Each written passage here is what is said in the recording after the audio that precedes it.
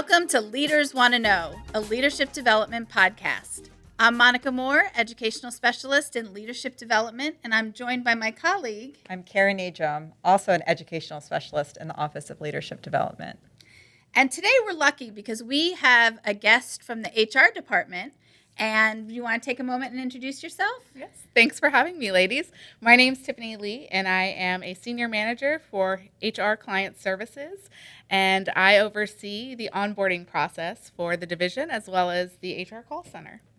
Thank you so much. We're really happy that you're here. Tiffany used to be one of our colleagues, so this is like we're being reunited. So today we're going to talk about onboarding, operational employees, and why is that such a critical piece to get right?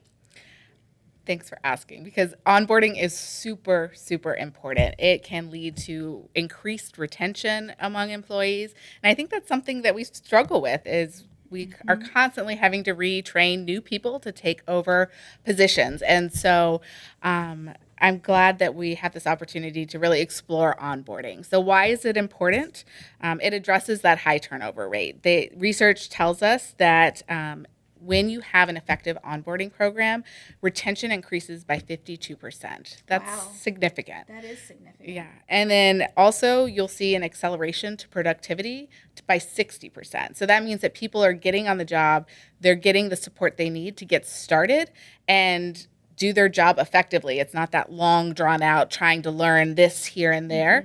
They're actually getting the support they need to really master what their role is and what those expectations are so that they can be successful. Oh, that makes sense. Can you define onboarding for the purpose of this podcast? Sure. We're talking about operational onboarding. And when I talk about operational employees, in the school setting, that is our front office staff, our AAs, our SIAs, also the cafeteria staff, custodians, lots of different operational type employees that aren't the instructional focus in the school. They're sort of the backbone of what helps the school to function so that teachers and principals, they can do the important work of supporting our students for their success. Right. And so what we're talking about here is an onboarding, not just for our school operational employees, but all operational employees, because, you know, I bet you've been in the same situation. You're starting a new job and all of a sudden it's like, here's your desk, here's your computer, here's a few resources that you need. We'll see you in a while. See you in a while. Go get started, right? And that is really challenging. It's like, where do I even begin? And so the purpose of what we're putting together to support hiring managers is giving them a roadmap.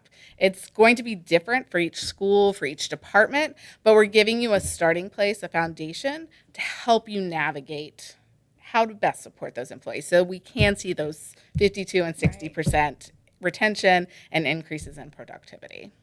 That'll be great. I'm excited about the roadmap.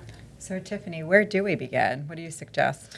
So I think it starts before day one, right? So day one's important, and I think we can talk about that as well. But before, how are you supporting that person that you've extended that offer to through the compliance-based onboarding that happens through my office and onboarding, but how are you also reaching out to them, making them feel welcome and excited to become a part of your team? So reaching out exactly either by phone or email, letting them know you're excited to have them join their team, what they could expect that first day, where to meet you, what time, that sort of thing, just so that they feel prepared and know what to expect. Even if there's like dress code requirements, letting them know, you know, the custodian office and team will provide you with a uniform. Those are important things for them to know so that they can have a successful day one. We also want to select a mentor. Mentorship is really powerful in supporting a new hire. We see that with our teachers through Great Beginnings and the power of mentors for them. And so we want to offer that also for our operational employees. And so finding someone that has experience that maybe, you don't want to tap the same people over and over again because that can lead to burning them out. But someone that has the capacity to take on that extra, it is a little extra work, but it's so important that the new employee has someone that they can connect with, that they can ask questions to, without the fear of like, oh, this is my evaluator, or, am I going to get dinged on my evaluation Right. about this because I don't know how to do X, Y, Z. And so finding a mentor to match up with them, and connecting that mentor to that new hire before they start too, so that they can also welcome them, and say they're excited to meet and work with them. I'd also make sure that you've taken the time to plan out that first week. So how are they going to spend that first day, second day, third day? What standard operating procedures and clear expectations are you going to give them so that they know what's expected, how they can take steps to achieve that, and also connecting with that mentor during that week as well, because, they need someone to ask some questions too, and get support for how to be successful that first week. And I think when people feel accepted and when they feel prepared, connected, they're going to enjoy work. And when you enjoy work, you have that sense of community and support. It's going to lead to that higher engagement and retention that we want to see. Absolutely. So you talked a little bit about kind of how to prepare for day one.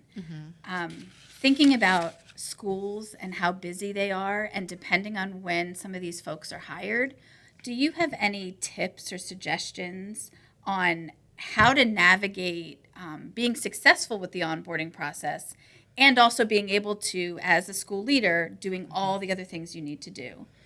That is a great question, because school leaders are incredibly busy, and each day you can start off with a list of to-dos, and that does not even get touched. No. So I think it's important to schedule things out on your calendar. I know that we hire operational employees at a different pace than we do our teachers that are all starting, or most are starting at the start of the school year.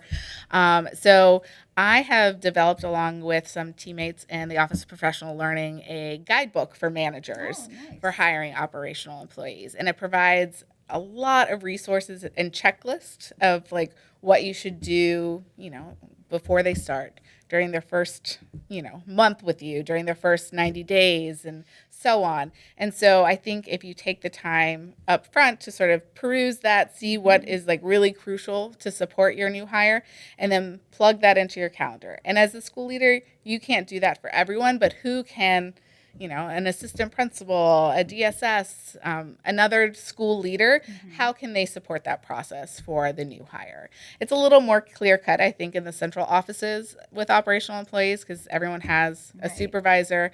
And while we have some teams that have really large teams, like in transportation, most people have, 10 direct reports. And so it's a little bit more manageable than you have in the school setting of a principal or AP with so many direct reports. Right.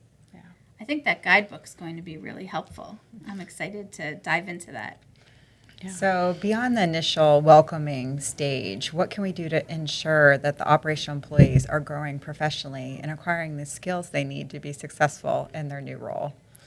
So that's where we're at the beginning stages, right? So as an HR department, we are going to start developing monthly or twice a month sessions for orientation to really set the groundwork for the mission, vision, and values of FCPS, along with the strategic plan, get people comfortable with this huge division that we're a part of, so that they know where resources are.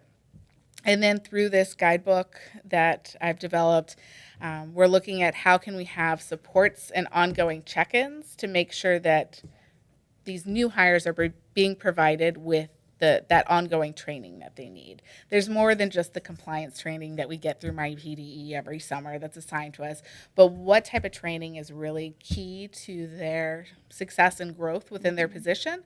And, I really value growing people, not just for their position, but helping prepare them and, sending them off into other opportunities where they can have even more of an impact for the school division.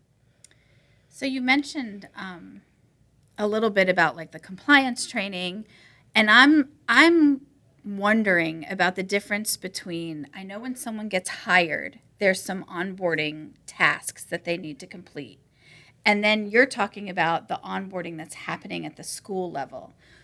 Is there a way for the leaders at the school level to know exactly what those onboarding tasks are, and whether the person has completed them? Another good question. So I think we've sort of erroneously been calling onboarding, that compliance, that pre-employment work, onboarding.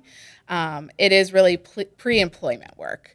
And so that's where you have like someone doing their I-9 documentation, submitting forms of identification that both, make sure that they are who they say they are and they're eligible to work for the system, and the background check.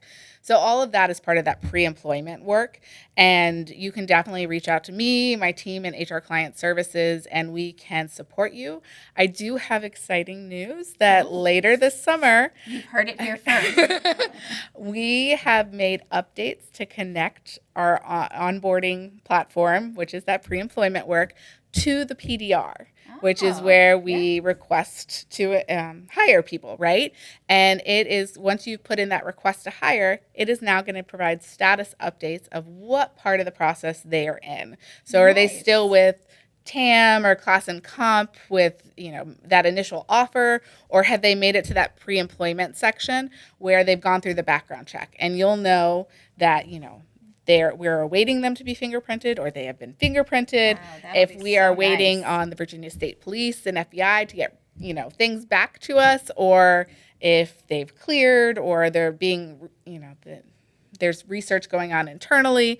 All that's going to be at their communicated. fingertips, Yes. They can see where they are. Yes. That is going to be fantastic. Yes, so that will definitely cut down on the number of calls that my team and I receive. We know the listeners will enjoy the increased communication. Yes, yeah. So we're really excited. We're hopeful that after leadership kickoff, that will be able to go live. Okay, great. So, yeah. Well, Tiffany, thanks for sharing everything that your office is doing to support the onboarding efforts. And I think listeners can look for the guide, and we'll stay tuned on some of the other supports coming their way. But thanks for being with us today. Is there anything else that you want to add before we close? Thanks so much for having us, or having me, excuse me. I'm really passionate about this work and making sure that we're supporting our employees, because we have some amazing people working in Yes, this we do. division. Absolutely. And so making sure that we start them off strong and continue through that first year will just set them up for success, help us to be more effective as a school division, and hopefully improve our retention as well of those operational employees. Yeah, it will So, just make us stronger as a division if we can not only retain them, but help them grow as leaders. definitely. Wonderful. Well, thank you again for being here with us. It was great to sit down with you again. Thank you so much, ladies. Come back.